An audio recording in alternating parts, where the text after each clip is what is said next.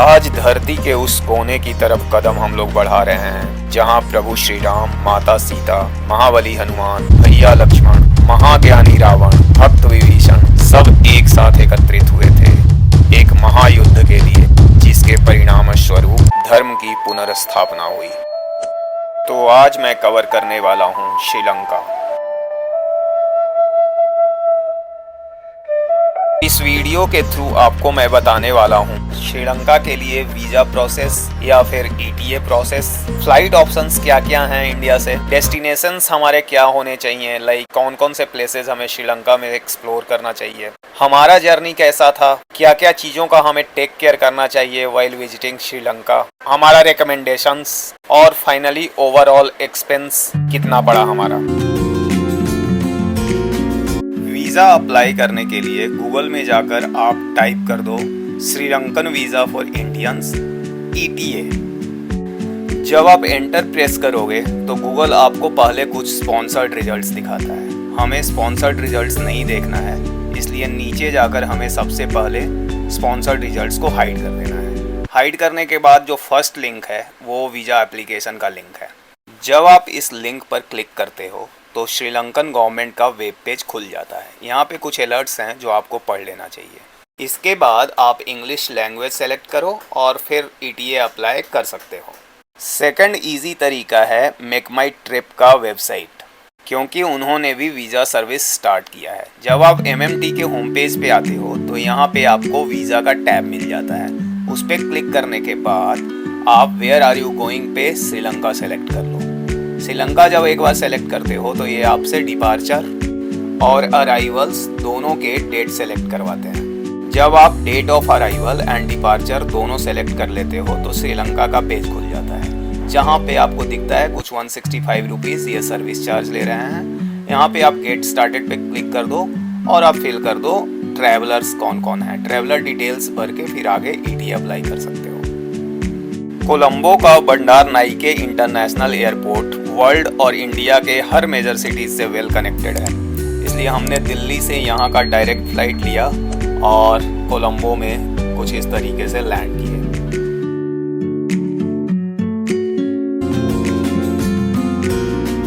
श्रीलंका में 2 सर्किट है। पहले में कोलंबो से आप निकलो और अनुराधापुरा कवर करते हुए त्रिंकोमाली जाओ, फिर वापस दम्बुला सिगिरिया कवर करते हुए कोलंबो आ जाओ। बेसिकली नॉर्थ और सेंट्रल प्रोविंस आपका कवर हो जाता है। इस सर्किट को कई लोग रामायण टूर भी बोलते हैं, पर हमारा सिलेक्शन नॉर्थ और सेंट्रल प्रोविंस ना होकर के साउथ और सेंट्रल प्रोविंस था, जिसको हम इस वीडियो में बहुत डिटेल में कवर करने वाले हैं।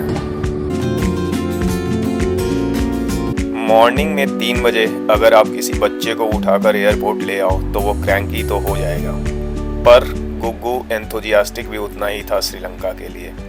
उसका मेन इंटरेस्ट रावण का इलाका और वेलिगमा बीच था। जिस सर्किट को हम कवर करने वाले थे उसमें हम पहले कोलंबो से दम्बुला होते हुए सिगिरिया जाने वाले थे, फिर वहाँ से कैंडी और कैंडी से नुवारा एलिया होते हुए येल्ला आना था। येल्ला के बाद हम साउथ एरिया में जाते, जहाँ वेलिगमा, मिरीसा, गल्ले और वेंटोटा बीच देखना था। तो स्टार्ट करते हैं हम अपना जर्नी। ये है कोलंबो इंटरनेशनल एयरपोर्ट का अराइवल साइट, जहाँ पे फर्स्ट टाइम प्रभात जी मिले, गुग्गू का नेम प्लेट लिए। इस पूरे सर्किट को कवर करने के लिए हमने प्रभात जी के साथ 10 दिन की बुकिंग की थी। अगर आपको आइटिनरी का कंप्लीट डिटेल चाहिए तो आप प्लीज कमेंट करो। सबसे पहले हम कोलंबो से डैम्बुला होते हुए सिगिरिया पहुंचे, जिसके बारे में कुछ लोगों का मानना है कि रावण यहीं से अपना राज्य चलाता था। ये सिगिरिया का छोटा सा मार्केट है, जहाँ कुछ एक ग्रोसरी शॉप और ढेर सारे कैफे हैं। यहाँ पर लंच करने के बाद हम अपने होटल की तरफ निकल गए, जहाँ से सिगिरिया रॉक का डायरेक्ट व्यू था। रॉक को देखने के लिए यहाँ पर एक टेलीस्कोप रखा हुआ है, जिसकी सेटिंग में गुग्गू बिजी हो गया। शाम हुई तो लोकल फूड की तलाश में हम सिगिरिया के मार्केट में निकल पड़े और फिर हमें यहाँ पे ये श्रीलंकन थाली मिला, जो कि काफ़ी साउथ इंडियन थाली जैसा होता है। अगली सुबह हमारा प्लान था सिगिरिया रॉक पे क्लाइंब करना। यूनेस्को ने इसे वर्ल्ड हेरिटेज साइट के रूप में डिक्लेरेशन दिया है। मॉडर्न हिस्टोरियंस का मानना है कि किंग कश्यपा ने इसे 5th सेंचुरी में बनवाया था। एक्चुअली राजगद्दी के लिए जब उन्होंने अपने पिता को मारा तो ये जगह उनको सबसे ज्यादा सेफ एंड सिक्योर लगा। पर इसके पैरेलल में इस जगह की एक और कहानी है। ऐसा कहा जाता है कि रावण ने जब सीता माता का हरण किया था तो सबसे पहले वो यहीं पे इसी रॉक पे उनको लेकर आया था और बाद में यहाँ से उनको अशोक वाटिका शिफ्ट किया गया था, जिस जगह को भी मैं इस वीडियो में डिटेल में कवर करूँगा। अभी हम लोग more than half way cross कर चुके थे और यहाँ आकर हम लोग थोड़ा रेस्ट करने लग गए। 180 मीटर ऊंचा ग्रेनाइट का ये रॉक श्रीलंका की हिस्ट्री की आज भी कहानी कहता है। गो गो! अरे यार चढ़ने दो। रॉक की स्टीपनेस को देखकर कविता तो वहीं रुक गई, पर मैं और गुग्गू टॉप तक पहुंच गए। आज तक ये एक अनसुलझी गुत्थी है कि इस लेक में पानी रॉक के नीचे से ऊपर तक कैसे पहुंचता है। टॉप पर पहुंचने पर गुग्गू वो पॉइंट खोजा जहां से दिखता था सिगिरिया रॉक ट्रेकिंग का स्टार्टिंग पॉइंट। टॉप से आपको सिंहगिरी उर्फ सिगिरिया का 360 डिग्री व्यू मिलता है। चारों तरफ ग्रीन फॉरेस्ट है और बहुत तेज हवाएं चलती रहती हैं। यहीं पर बैठकर हम लोग व्यू को एंजॉय कर रहे थे कि तभी कविता आती हुई दिखी। कभी कभी कुछ करने के लिए छोटा सा एक मेंटल पुश चाहिए होता है, जो उसने दिया। थोड़ी देर ऊपर बैठने के बाद हम लोग नीचे उतरने लग गए। हिस्टोरियंस के कार्बन डेटिंग सिस्टम को अगर माना जाए तो करीब 3000 BCE से यहाँ पर ह्यूमन हैबिटेशन था, पर रावण तो उससे भी पता नहीं कितने साल पहले यहाँ पर राज किया करता था। यहाँ से निकलकर गुग्गू फिर से बिल्ली से मिलने सेम रेस्टोरेंट आ गया। वहाँ से फिर हम लोग थालकोटे लेक चले गए, जो सिगिरिया में ही करीब 10-15 किलोमीटर दूर था। इस लेक से सिगिरिया का व्यू काफ़ी अच्छा आता है। अगर आप सनराइज या सनसेट के टाइम पे यहाँ जाते हो तो यहाँ पे आपको और अच्छा लगेगा। यहाँ पे आपको बोटिंग करने के लिए भी मिल जाता है, तो आप बोटिंग भी यहाँ पे कर सकते हो। इतना ट्रैंक्विल प्लेस था कि मैंने थोड़ी सी यहाँ रनिंग भी कर ली। लौटते वक्त हमने जंगल का रास्ता लिया, जहाँ पे हाथी राजा पूंछ हिलाते हुए हमें रोड पर मिले। वापस सिगिरिया पहुँचते पहुँचते रात हो चुकी थी।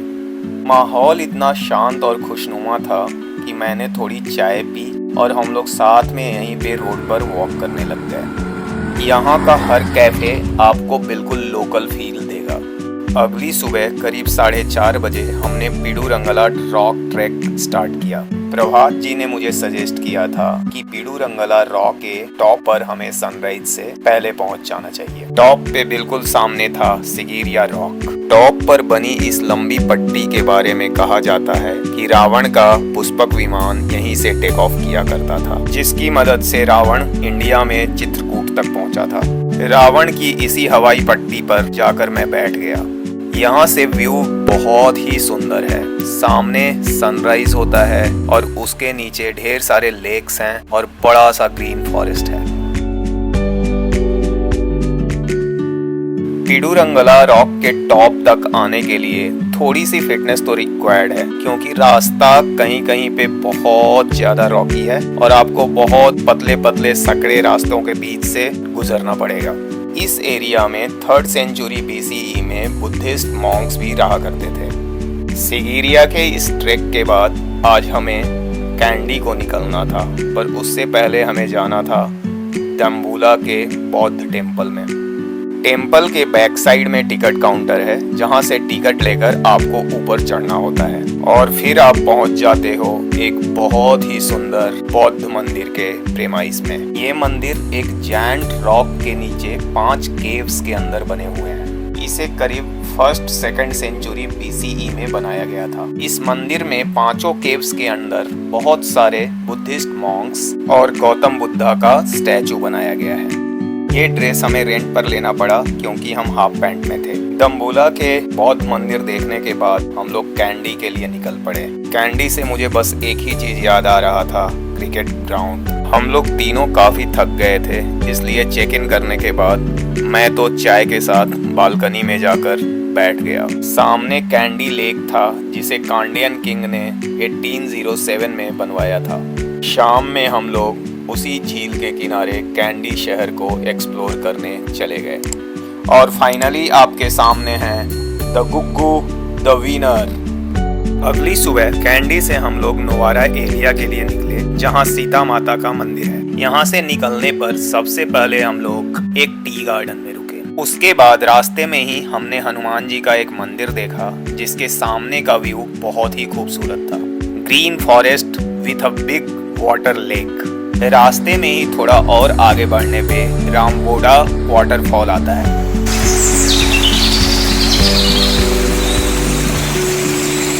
थोड़ी देर के बाद एक बड़ा सा लैंडस्केप आता है, जिसके पीछे होता है नोवारा एलिया। यहाँ पहुंचकर सबसे पहले हम लोग अशोक वाटिका में सीता माता का मंदिर देखने गए। हमारा लक इतना अच्छा था कि जब हम वहाँ पहुँचे तो एक बड़ी पूजा चल रही थी।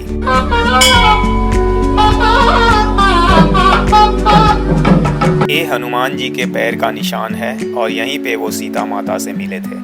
नोवारा एरिया के बाद हमारा नेक्स्ट डेस्टिनेशन था एल्ला, जिसके लिए हमने नानुहोया स्टेशन से ये ट्रेन लिया। तो एल्ला और उसके आगे की श्रीलंका की जर्नी हम कवर करेंगे अपने नेक्स्ट वीडियो में।